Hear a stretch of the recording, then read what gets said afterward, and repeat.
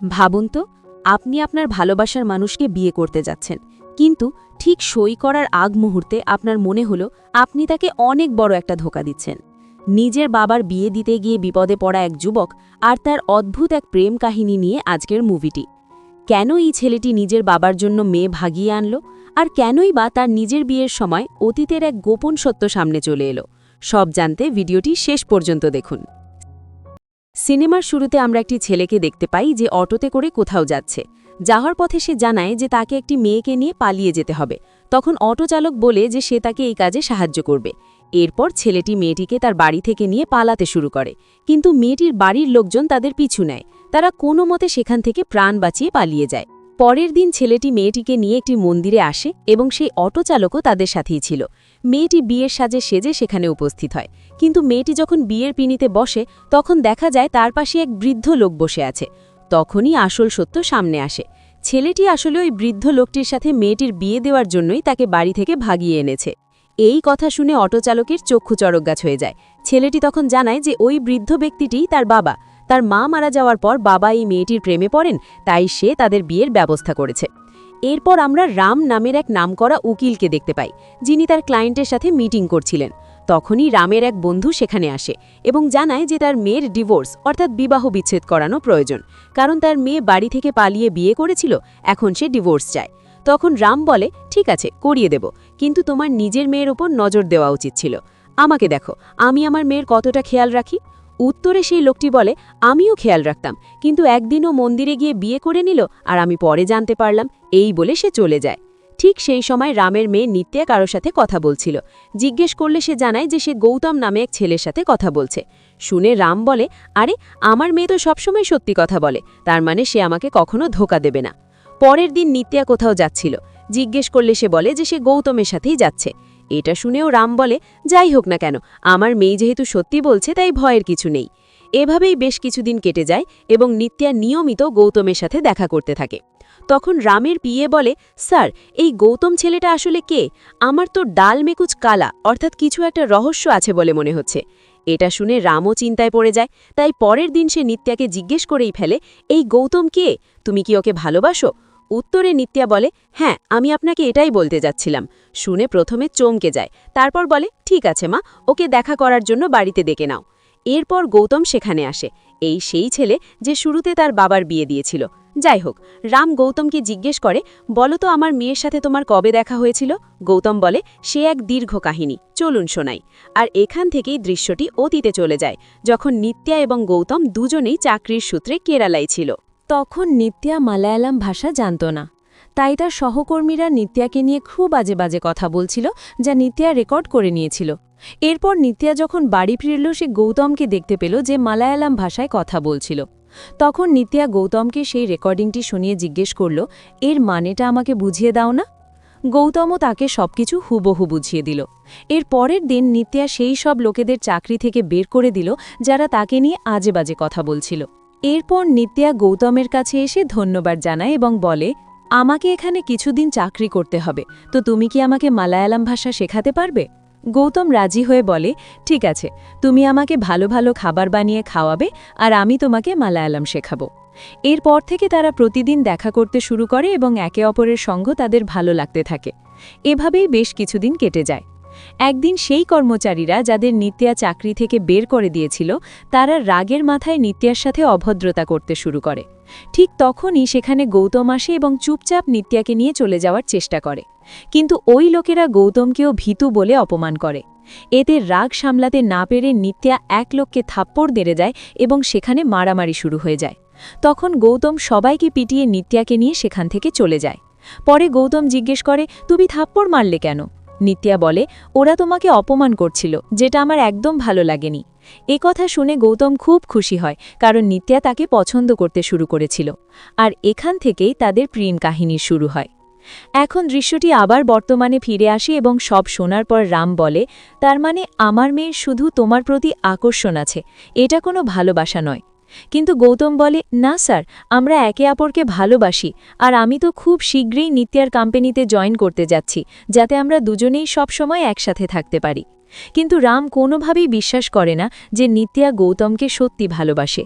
এসব শুনে গৌতম সেখান থেকে চলে যায়। এরপর গৌতম নিত্যার সাথে দেখা করে বলে, তোমার বাবা কি পাগল? তিনি কেন আমাদের ভালোবাসা বুঝতে পারছেন না?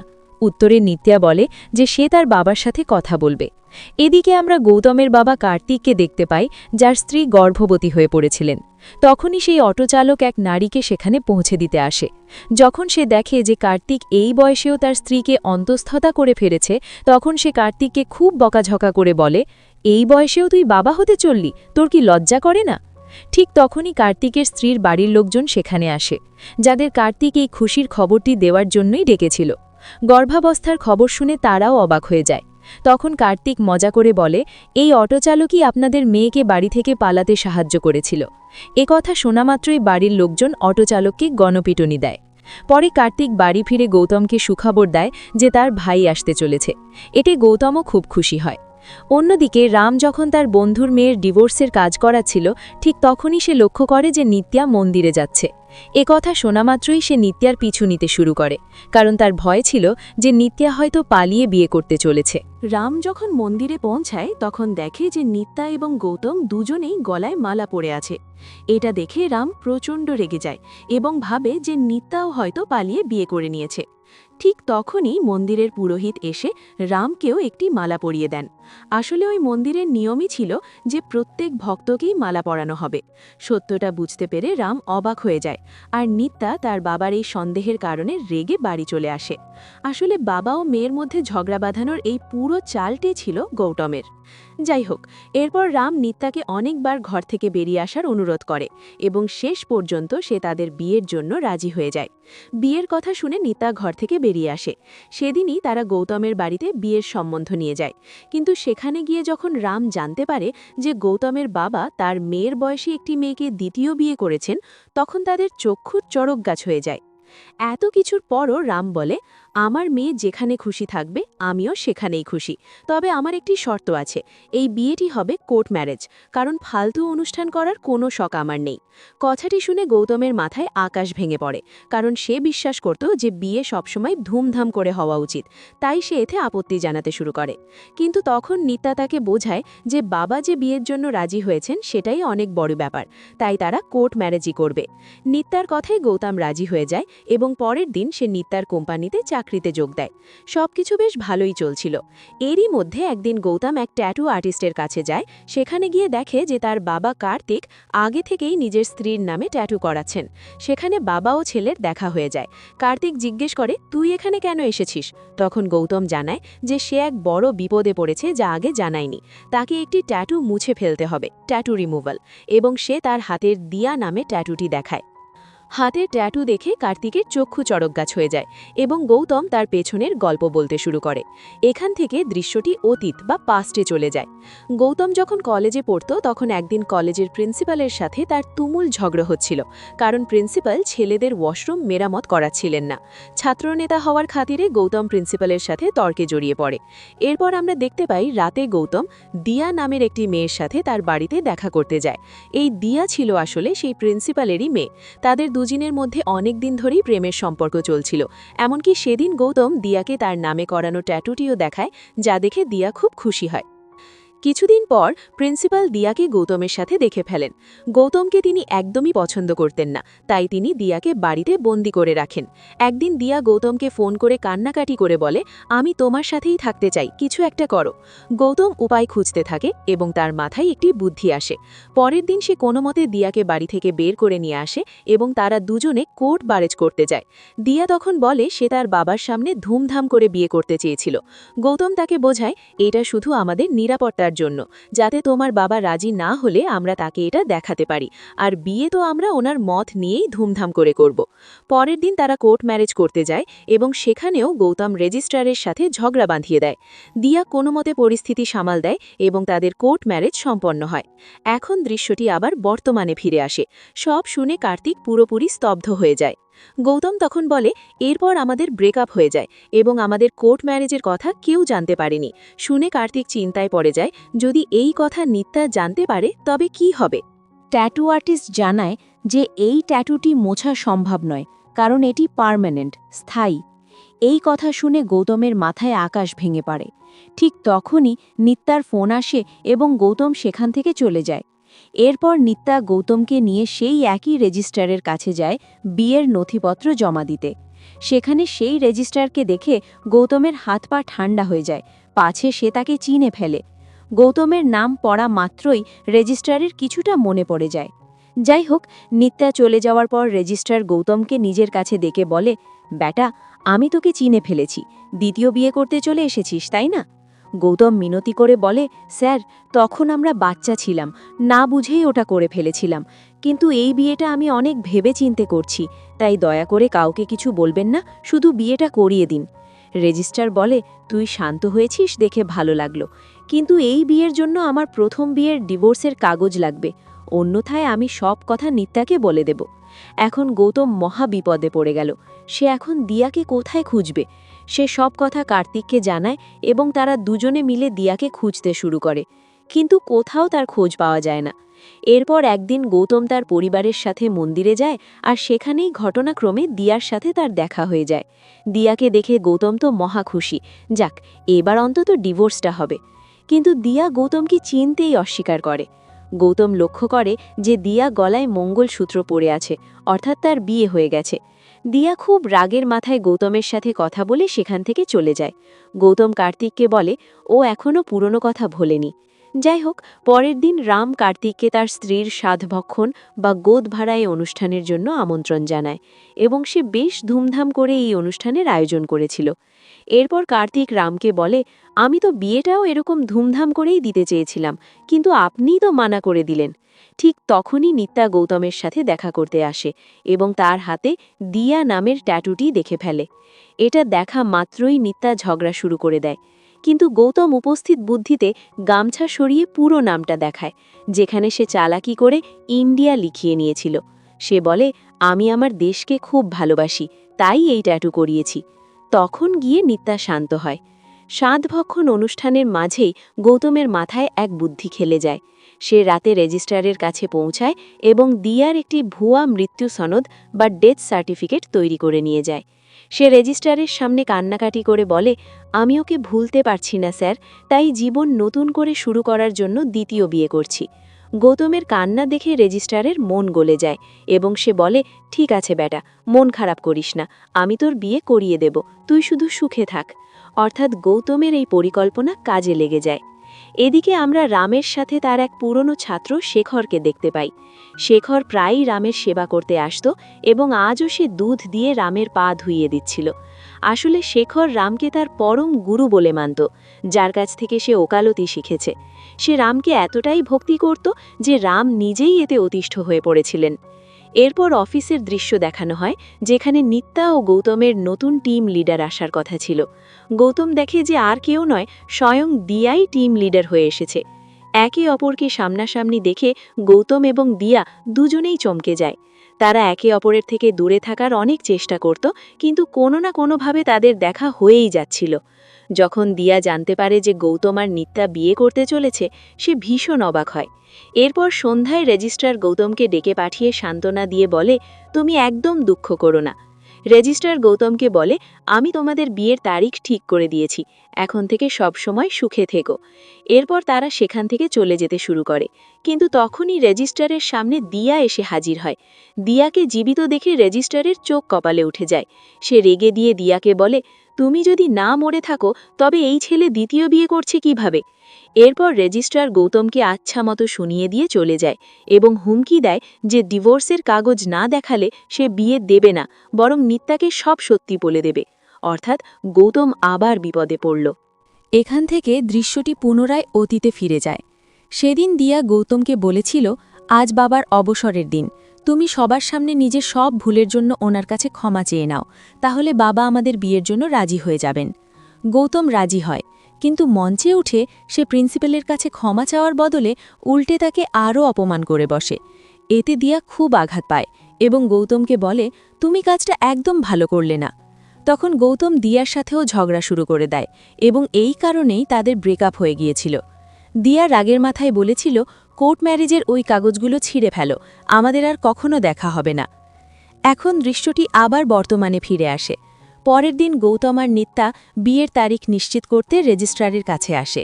রেজিস্ট্রার নিত্যাকে কিছু না বললেও গৌতমকে শাসিয়ে দেয়, বিয়ের তারিখের আগে যেন ডিভোর্সের কাগজ জমা দেওয়া হয়, না হলে বিয়ে হবে না।